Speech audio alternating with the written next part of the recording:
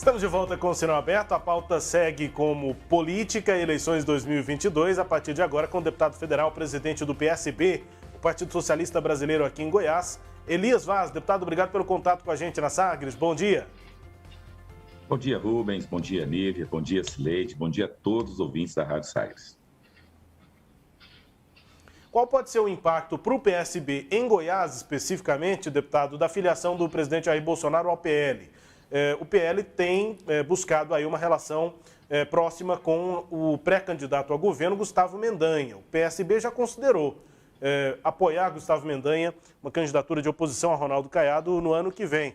A chegada de Bolsonaro ao PL e esse possível relacionamento do partido com Mendanha muda em algum cenário, né, as opções do PSB para o ano que vem? Rubens, uma coisa é o Gustavo Mendanha ser candidato por um partido que tem, inclusive, como um candidato a presidente o Jair Bolsonaro. É claro que uma condição dessa seria impossível a gente apoiar o Gustavo. Outra coisa, né, é a candidatura do Gustavo, na verdade, não ter apoio de algum partido que possa eventualmente estar apoiando ele no estado de Goiás e apoiar o Bolsonaro presidente. Isso a gente não tem, acho que o próprio Gustavo Mendanha não pode impedir ou dispensar apoios dessa forma, né? Então, eu, particularmente, eu acho que a gente tem que separar essa situação, né? Uma coisa, o que nós temos colocado para o Gustavo Mendanha, né, que nós consideramos a candidatura dele como opção que o partido hoje coloca claramente ao governo do estado de Goiás de apoiar. Agora, o que nós colocamos, nós temos um marco a nível nacional que a candidatura dele, a candidatura dele em si, não pode ser uma candidatura de sustentação do governo Bolsonaro. Então, essa é uma questão que a gente tem que colocar de forma clara, que ele não, a posição política dele não seja uma posição de defesa do Bolsonaro. Então, esse é um ponto, um marco que nós colocamos, porque nós achamos que isso para o país hoje é fundamental. Nós não queremos fortalecer um candidato a governador que esteja apoiando o Bolsonaro. Então, isso para nós é uma situação fundamental, né, e que nós temos colocado isso de forma clara em todos os diálogos que nós temos feito com o Gustavo Mendanha. Antes do questionamento da Sileide, deputado, e essa possível formação de uma federação de partidos de esquerda, né, em torno inclusive do PT, do nome do ex-presidente Lula? O PSB conversa sobre isso? É uma possibilidade? Ou o partido considera alianças, conversas mais amplas para a eleição do ano que vem? Não, existem conversas, né, que estão sendo feitas a nível nacional. A informação que eu tenho é que não só com o PT, mas também com o PCdoB, também com o PV, Partido Verde, e me parece também que tinha iniciado alguma conversação com a rede. Então, pelo menos o PSB tem conversado com esses partidos. O que nós temos defendido, eu creio hoje que a maioria do defende, é a formação, sim, de uma frente através dessa federação partidária que seja duas questões fundamentais. Primeiro, que seja no campo de oposição ao governo Bolsonaro e, segundo, que seja do campo progressista. Então, até porque seria uma aliança feita com base numa concepção política ideológica que objetivamente faz sentido, até porque, nesse momento, a gente precisa ter uma união a nível nacional para derrotar essa tragédia que nós estamos vivendo hoje no país, que é o governo Bolsonaro. Deputado federal Elias Vaz, presidente do PSB em Goiás. Com a gente, Elias Vaz. Sileide Alves. Bom dia, deputado. Obrigada pela presença aqui. Deputado, pouco antes aí do senhor, a deputada Magda Mofato foi explícita. Ela disse que a filiação de Gustavo Mendanha dependerá, inclusive, de uma conversa que ele precisa ter com Valdemar da Costa Neto e com o presidente Bolsonaro. E na avaliação dela, um político não pode ficar em cima do muro, porque senão fica do lado de fora. Então, nessa situação aí, o apoio do PSB à Mendanha fica inviabilizado? Não, a decisão vai ser do Gustavo Mendanha, né? Eu conversei com ele a semana passada, ele não manifestou nem interesse, pelo menos aquilo que eu conversei com ele, em nenhum momento me disse alguma disposição em apoiar Bolsonaro. Então, o que nós estamos colocando para ele, deixamos de forma clara, né, a decisão. Ele disse que só vai tomar essa decisão em fevereiro, ele não vai tomar essa decisão agora. Ele está analisando, está vendo pesquisas, está vendo o próprio cenário político nacional, quem que vão ser os candidatos. Agora, para a gente, né, nós não escondemos de ninguém que a nossa defesa, Cileide, é que o Gustavo viesse, inclusive, para o PSB. Eu tenho colocado isso, né, de forma pública, inclusive, o PSB fez esse convite a ele, e que ele pudesse, na verdade, representar uma candidatura de centro-esquerda no nosso Estado. Então, essa é a nossa posição. Agora, é óbvio que essa decisão vai ser do Gustavo Mendanha. E se ele, eu concordo que nós temos uma situação polarizada no país. Eu acho que em algum momento o prefeito Gustavo Mendanha vai ter que se posicionar diante desse cenário. E é claro, né, ao posicionar, ele vai ganhar apoios e pode perder apoios. Isso é uma situação muito concreta. O que eu reafirmo sempre, Cileide, é que nós não vamos caminhar com nenhuma candidatura que dê sustentação à reeleição de Bolsonaro. Isso aí, para nós, está muito claro. A gente não esconde isso de ninguém, a nossa discussão é muito transparente nesse sentido, né, porque nós achamos que isso é o ponto fundamental para qualquer tipo de aliança. Nós não podemos desconsiderar a grave crise que nós estamos passando, quer dizer, esse desgoverno significou mortes durante a Covid, esse desgoverno significa hoje você abastecer o carro e pagar quase mais de R$7 o preço da gasolina, né? Isso significa você ir ao supermercado todo dia e ver aumentos, significa o preço do gás, o preço da carne, o preço do dólar, quer dizer, a inflação batendo 10% ao ano, quer dizer, então são situações que está custando muito caro para a população, né? A miséria que vai se estabelecendo, pessoas, hoje a gente vê manchetes dizendo que ter qualidade de osso que é para ser vendido, quer dizer, é uma situação que a gente pensava ter superado e realmente o povo está pagando caro, né, pelos reflexos desse governo. Então, nós não podemos ignorar esse fato. Então, o fato concreto é que nosso ponto de partida é esse. Achamos que o Gustavo Mendanha é um bom nome, consideramos isso. O Gustavo Mendanha, inclusive, se a gente for olhar a gestão dele, Cileide, em Aparecida, não tem nada a ver com o que pensa Bolsonaro. Pelo contrário, pessoa que tem uma administração ampla, tem um leque de alianças interessantíssimo que ele fez. Ele conseguiu pegar gente de direita, de centro, de esquerda, mas gente que são pessoas qualificadas. Quer dizer, ele fez uma gestão exatamente, tem feito uma gestão voltada para o interesse da cidade. E é isso que a gente espera em Goiás. Quer dizer, se ele quiser fazer isso, tudo bem. Agora, isso não tem nada a ver com o Bolsonaro.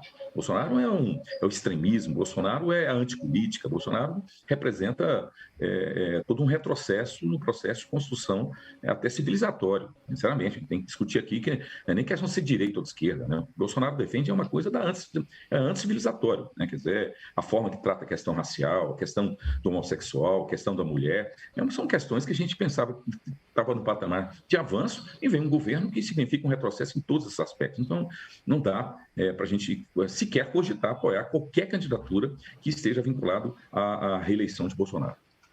Pois a gente viu em eleições passadas palanques regionais que tinham um candidato a presidente, mas o candidato a governador ficava, digamos, neutro, né? Não se posicionava. Nessa possibilidade, o PSB também não apoiaria ou apoiaria o Mendanha? Eu quero dizer o seguinte, ele se filia ao PL, mas decide ficar neutro na campanha presidencial. Essa possibilidade seria aceita pelo PSB? De forma alguma, Cileide. Uma coisa é ele filiar no partido neutro. Aí seria uma situação. Outra coisa é ele se filiar no partido do presidente Bolsonaro. Isso não tem nem cogitação. Se ele filiar o PL, o PSB não vai apoiá-lo. Isso aí é concreto, entendeu? Porque aí é uma opção, não tem jeito. Como é que a pessoa filia ao partido do candidato à presidência da República e diz que não vai apoiar o candidato a presidente, vai ficar neutro? Isso não tem, isso é um discurso que ninguém vai entender ou vai inclusive acreditar nisso. Então, de forma alguma, eu acredito que o Gustavo Mendanha sabe muito bem disso, que se ele filiar no PL, ele vai estar claramente tendo a posição de apoiar o Bolsonaro.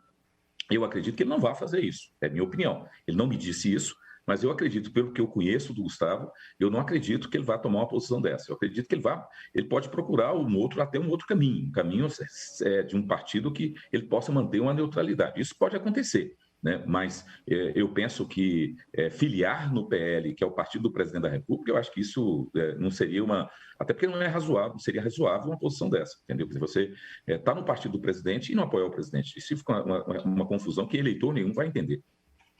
Pois é, e aí fica uma situação que eu fico pensando o seguinte: sobraria qual opção para ele? Ou partidos, como o país está muito polarizado, ou partidos que apoiam o Lula, ou partidos que apoiam o Bolsonaro, ou agora há a possibilidade ainda do Sérgio Moro, né, que está no Podemos. Uma filiação no Podemos que tem Sérgio Moro seria problema para o PSB ou não? Olha, precisamos fazer essa discussão mais específica. Esse é um fato novo, o fato do lançamento da candidatura do Moro, e nós não fizemos essa discussão interna ainda, né? Isso é uma questão que nós precisamos discutir. Agora, eu concordo com você que é muito difícil ele ficar fora de uma polarização como essa, porque as eleições passadas nós não tínhamos esse grau de polarização, né? Isso era meio pulverizado a nível nacional. Ninguém tinha ideia, por exemplo, até porque o Bolsonaro, com aquela facada, acabou isso tendo uma influência muito grande no processo eleitoral. Agora, hoje não, hoje existe uma polarização muito clara, né? E é muito difícil você sair dessa polarização. Acho que a estratégia de ficar fora dessa polarização pode ser muito arriscada. Essa é a minha opinião. É o que eu tenho dito, inclusive, ao Gustavo. Gustavo, olha, essa questão de você se posicionar, de um lado ou de outro você vai perder, né, apoios, porque a gente tem uma situação hoje no país que é uma situação que as pessoas realmente estão num nível de polarização que a gente não imaginava. Agora, Goiás é um estado, Sileide, assim, que a gente viu uma situação, por exemplo, nas eleições passadas, onde o Bolsonaro teve um resultado de eleitoral muito expressivo. Agora, hoje, pelas pesquisas que nós estamos tendo acesso, está equilibrado, tem um empate técnico entre o Lula e o Bolsonaro. Então, até isso, em Goiás está uma polarização muito clara, eu acho que isso vai se refletir no processo eleitoral. Acho muito difícil sair de uma posição sobre essa polarização. Acho muito difícil. Então, eu, particularmente, tenho uma opinião, mas é claro que vai prevalecer, vai ser a opinião do Gustavo, qual caminho que ele vai trilhar, mas eu acho que ele tinha que ter uma posição clara. Eu tenho sempre defendido isso, que eu acho que ele deveria vir para o PSB e construir uma candidatura de centro-esquerda no estado de Goiás. Nessa hipótese de ele se filiar ao PSB, seria fácil fechar o apoio dos demais partidos aí, como o PT? Eu acredito que sim, até porque, Sileide, com a questão da federação, há uma tendência do partido automaticamente, porque o que o ouvinte precisa entender é o seguinte, que a federação não é uma coligação regional, a federação é nacional. Né? O que se fechar a nível nacional, por exemplo, que os partidos estiverem na federação, em todos os estados vai ter que acontecer vai ter que reproduzir essa aliança. Né? Então, isso que é importante, porque a diferença de coligação, porque a grande crítica às coligações é que elas eram feitas meio pela conveniência de cada estado. E a questão das federações, não. Ela mantém uma coerência nacional. Né? Então, eu acho que isso que é fundamental. Né? Eu penso que, com essa questão, inclusive, da coligação, eu penso que o PT, por exemplo, quer um palanque aqui, um palanque que seja expressivo, que tenha uma interlocução. Eu acho que o PT tem disposição, inclusive, de abrir mão do cargo majoritário numa concepção dessa. Agora precisa conversar bastante, isso é muito diálogo, não tem tempo para fazer isso, né? Não vamos querer definir nada agora. O Gustavo é uma pessoa que tem uma característica muito interessante, é uma pessoa muito boa para se dialogar, sabe? Toda vez que a gente conversa, ele nunca coloca uma coisa assim, de que ela tem que ser essa a posição, ele mesmo reconhece que está num processo de análise, né? Isso é muito importante. Né? Então, acho que a gente vai dialogar bastante daqui até o processo eleitoral e torço para que a gente consiga trilhar um melhor caminho. Deputado, só uma dúvida que eu também tenho, acho que o ouvinte também terá. A federação ela é feita para as eleições proporcionais e ela é nacional. Então, feita a união dos partidos, de 5 partidos, eles vão ficar juntos nas eleições proporcionais em todos os estados durante 4 anos. É possível que haja uma federação de X partidos e esses partidos tenham candidatos próprios na eleição majoritária? Ou apoiem candidatos distintos na eleição majoritária, ou amarra todo mundo nas 2 eleições, proporcional e majoritária? São nas 2 eleições, Sileide. É como se fosse um partido só. Tá? Não há possibilidade de um partido lançar um candidato e, por exemplo, o outro partido formalmente apoiar outro. Não tem essa possibilidade. A questão da federação, ela impõe um grau de maturidade, Sileide, não é coisa bem simples isso. Por isso nós estamos falando. Eu acho que foi uma coisa interessante na crise que nós estamos vivendo no país, que obrigou os setores progressistas a estar obrigando, né, a gente ter uma maturidade política para enfrentar essa situação. E a maturidade significa o quê? Significa que as questões regionais pontuais não podem sobrepor a questão nacional. Nós vamos ser obrigados, em cada estado, a encontrar uma solução e um caminho conjunto. Não tem essa história de falar, o PSB, se tiver a federação, caminha para um lado, o PV, se o PV constituir, por exemplo, essa federação caminha para o outro, o mesmo PT, não tem essa história, né? Aí seria realmente, teria que ter uma posição unitária, né, para todas as questões, seja nas eleições majoritárias, seja nas proporcionais. Deputado, o Congresso Nacional bateu o martelo, né, nas emendas de relator, manteve as emendas, estabeleceu um teto, mas manteve e ignorou a decisão do STF de dar publicidade ao que já foi liberado de emendas. Como é que o senhor vê essa questão a partir de agora? Está pacificado isso? Sileide, não está pacificado. Eu, junto com o senador Canguru, entramos, inclusive, com uma reclamação junto ao Supremo Tribunal Federal. Estamos esperando, inclusive, o julgamento dessa reclamação, porque, primeiro, o presidente do Senado, né, o Rodrigo Pacheco, e o próprio Arthur Lira, presidente da Câmara, baixaram um ato que, na prática, está dizendo assim, não vamos cumprir a decisão do STF. Nós fizemos a reclamação, porque eles querem fazer assim, Sileide, falam assim, não, vamos divulgar o valor, vamos divulgar o local, só não vamos divulgar quem for o deputado que pediu. Olha, isso aí é o que é importante que a população saiba, né? Porque nós estamos tendo dois problemas aí. Um problema é a questão da falta de transparência, né? Que é claro que fere princípio aí até constitucional sobre a questão da questão da gestão pública de uma forma geral. E segundo, a desigualdade, Sileide, e até a formação que isso gera. Está na cara que essa questão das emendas estão sendo objeto, moeda de troca na hora de votação aqui na Câmara. Isso é um absurdo, isso. Né? Então, o sujeito vota, por exemplo, pela flexibilização da licença ambiental, causando um profundo prejuízo para a questão ambiental no nosso país, em troca de emenda, certo? Vota a privatização do Correio da mesma forma, vota... Então, assim, aqui tem muitos parlamentares, infelizmente, não são todos, mas tem muitos que votam, não são de acordo com as suas convicções, mas de acordo com o que recebe de emenda. Isso é uma deformação terrível, terrível, quer dizer, o parlamentar não pode instrumentalizar o seu voto a troco de emendas. É a verdadeira política do toma lá da cá. Então, não dá para a gente aceitar isso. E, assim, é uma coisa tão séria.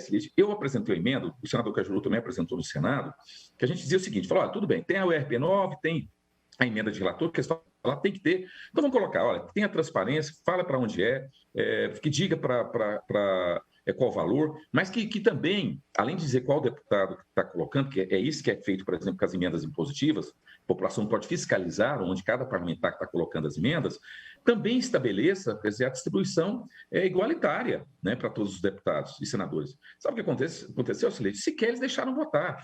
Inventaram um negócio de tal de emenda em globo aqui, aí colocou todas as emendas junto para votar. Como é que você vota toda emenda que diz A, outro diz B, de emendas totalmente diferentes, votou tudo em globo. Por quê? Porque, Sileide, se votasse separada essa nossa emenda, ela passaria.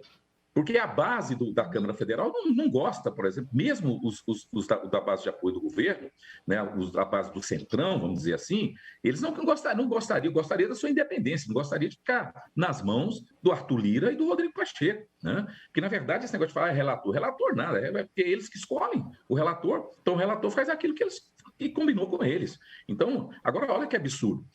Se você colocar todas as emendas de bancadas, Leite, e emendas de relator, isso dá em torno de 17 bi. Quer dizer, esse ano foram mais de 30 bi, né? Desculpa, a emenda impositiva dos deputados e senadores e a emenda de bancada dá em torno de 17 bi. Esse ano foram mais de 30 bi com emenda de relator, Leite. 30 é somado com 2020, né? 21 Exatamente. E 20. Agora eles estão querendo falar, vai fixar um valor. Não, vamos só colocar só 17 bi. Olha, agora, 100% daquilo que nós temos de emendas para bancada a chamada bancada individual impositiva, só que só para um grupinho. Esse que é o problema.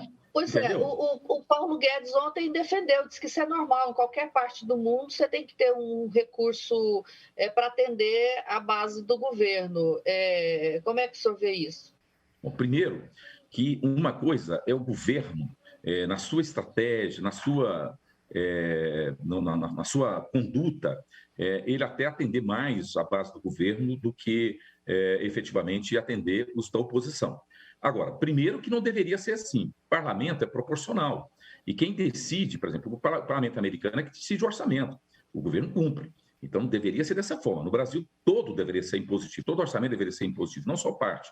Agora, isso tem que ser feito uma discussão pública sobre isso. O que não dá é para cada parlamentar ter, por exemplo, emendas, né, desconectado, inclusive, de um projeto nacional, de um projeto mais estratégico, e aí, realmente, uma coisa é você colocar uma parte apenas para isso, a outra coisa é você colocar esses valores que estão sendo colocados.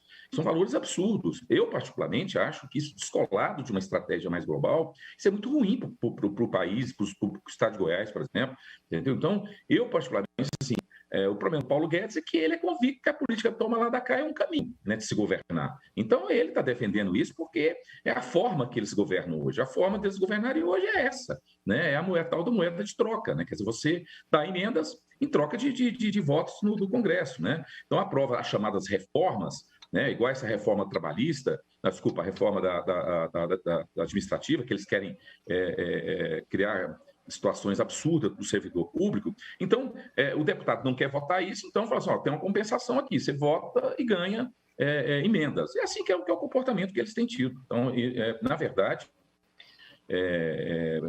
o Paulo Guedes dizer isso não me surpreende, até porque o Paulo Guedes defende essa política do toma lá da cá. Pois é, mas não é essa política que sempre tem nas relações com o Congresso? Não foi assim que Lula governou, que Dilma governou? Existe outra forma de governar, de ter maioria num Congresso onde o partido do presidente não tem a maioria dos votos? Leite, primeiro assim, que aí há um problema mais grave nesse caso. Primeiro que não é o governo que está tendo maioria. Quem está tendo maioria é quem controla o relator. Nós tivemos uma situação ano passado, Leite, para você ter uma ideia, que os ministros desse governo vinham atrás do relator pedindo orçamento, pedindo recurso.